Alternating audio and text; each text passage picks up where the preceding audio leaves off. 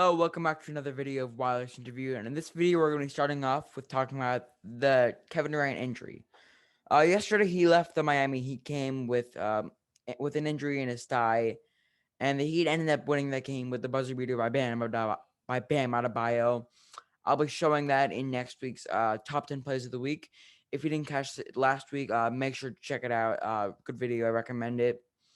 Anyways, Kevin Durant might be out for who knows, a week, two, maybe even a month, maybe to the start of the playoffs.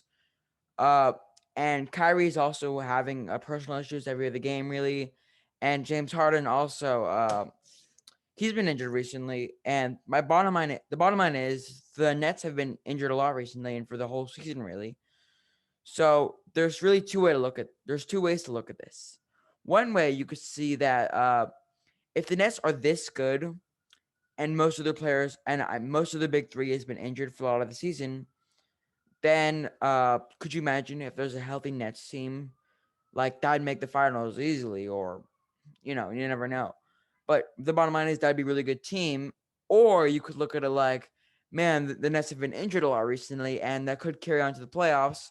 And if the Nets are injured to the playoffs, they might not make it that far and possibly not even make the finals, which a lot of fans are going to be maybe surprised about. Not necessarily sad, but definitely surprised because this Nets team has just been getting all the hype recently for the whole season, and they're really expected to make the finals. And injuries really could ruin that quite easily.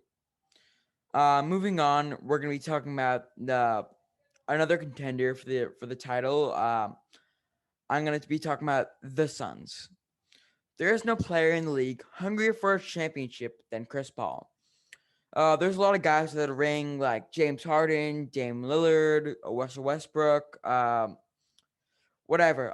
But Chris Paul is probably the best one that hasn't won a championship. Yeah, period. I don't know what to say anymore.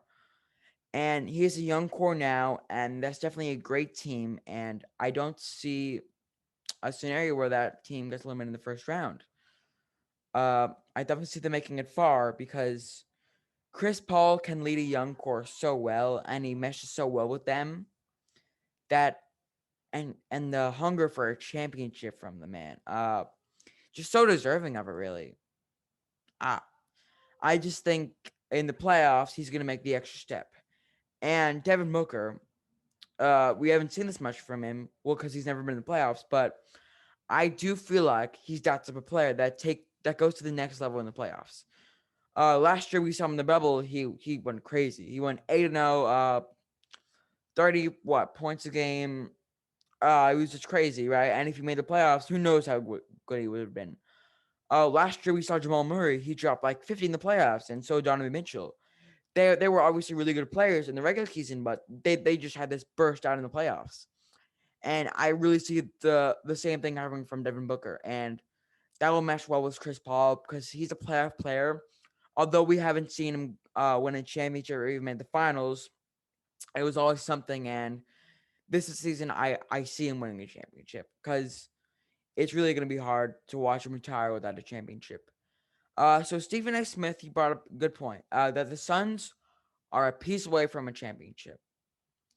He talked about their big three: Chris Paul, Devin Booker, and DeAndre Ayton. Obviously, it's really good, but it's a lot of young talent, and most of the roster hasn't really been in the playoffs, and they're not know what to expect.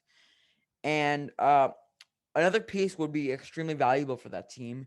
Maybe someone in free agency or trade for one next season. Because if you get that missing piece, maybe veteran, who knows, forwards, big or guard even. I doubt it's a guard because you obviously have Chris Paul and Devin Booker filling at those spots. But anyways, next season Chris Paul is going to be 36 or 37, and who knows if he's still the same player like he is this year.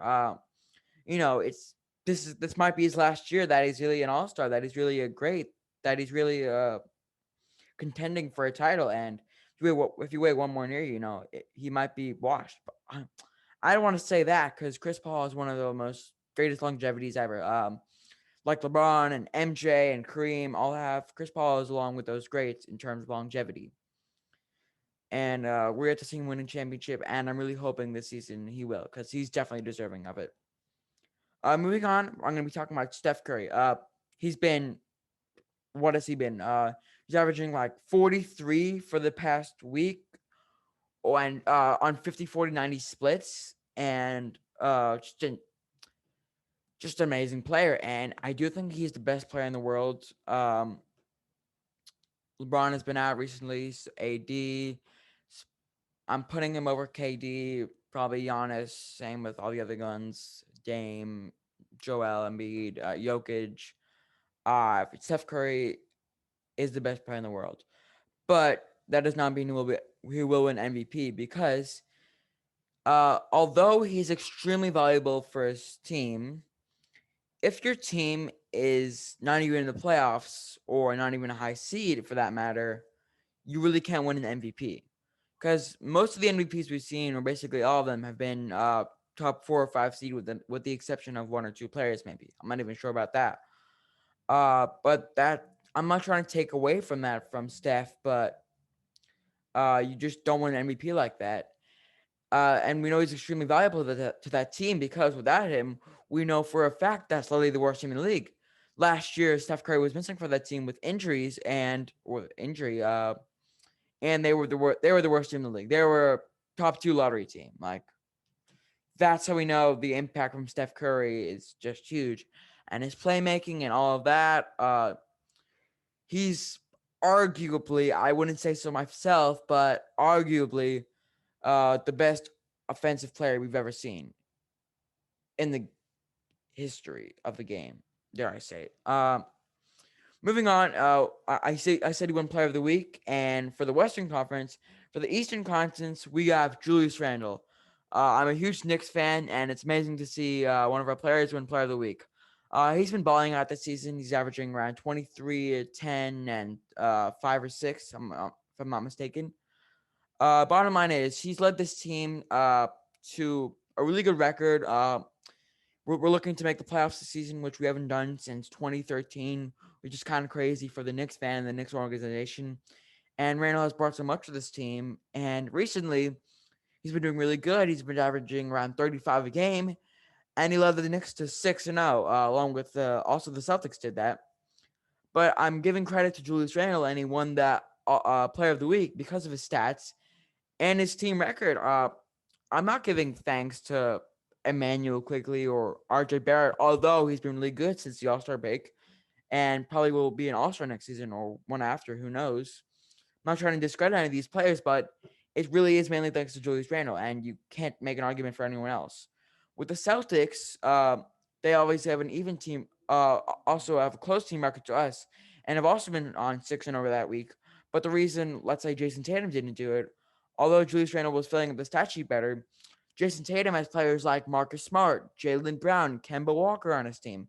And that's the reason the Celtics are slightly better than Knicks. And I do think they're going to finish with a better record than them. But Julius Randle is really carrying this team. And to be tied with a team we saw in the conference finals last year is just kind of crazy. This means so much for me as a Knicks fan and the whole Knicks organization. And I don't see them making it far in the playoffs because, we're making playoff push this season. I mean, going into the playoffs this season, we aren't that great, and we'll most likely be facing either the Brooklyn Nets, the Sixers, or the Bucks in the playoffs.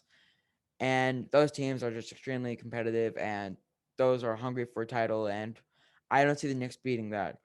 But you know, never say never. We've seen stuff like this happen back in a couple more than a decade ago. We saw the A seed Warriors beat the number 1 seeded Mavericks in the playoff season, the first round, and stuff like that happens. And maybe the Knicks do that. Maybe I don't want to talk, but it'd be a miracle. Stephen A. Smith also said this: if the Knicks beat the Nets in the playoffs, just could you imagine that? I'm not saying it will happen or anything, but could you imagine that?